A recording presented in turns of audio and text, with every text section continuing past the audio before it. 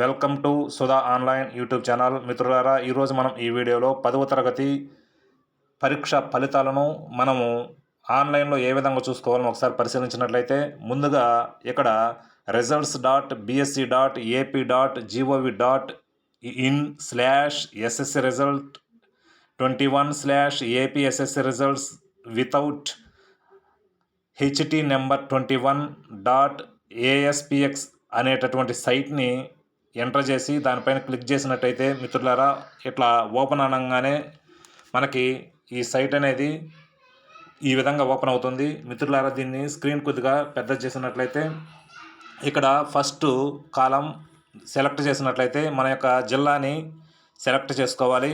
మన యొక్క జిల్లాని సెలెక్ట్ చేసుకున్న తర్వాత నెక్స్ట్ మిత్రులారా, సెకండ్ కాలం ఇక్కడ మన యొక్క జిల్లాలో మన యొక్క స్కూల్ ఏ మండలానికి సంబంధించిందో ఆ మండలాన్ని సెలెక్ట్ చేసుకోవాలి మిత్రులారా. నెక్స్ట్ మండలం సెలెక్ట్ చేసుకున్న తర్వాత తదుపరి ఆ మండలంలో మనం చదివినటువంటి స్కూల్ని ఇక్కడ ఎంపిక చేసుకోవాలి.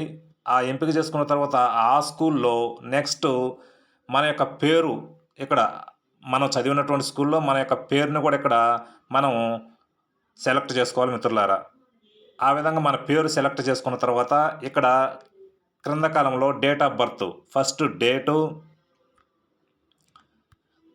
నెక్స్ట్ మంత్, నెక్స్ట్ ఇయర్,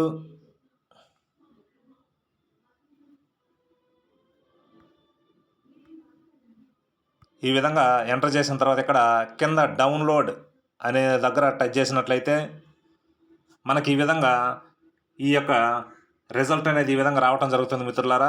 ఇక్కడ ఫస్ట్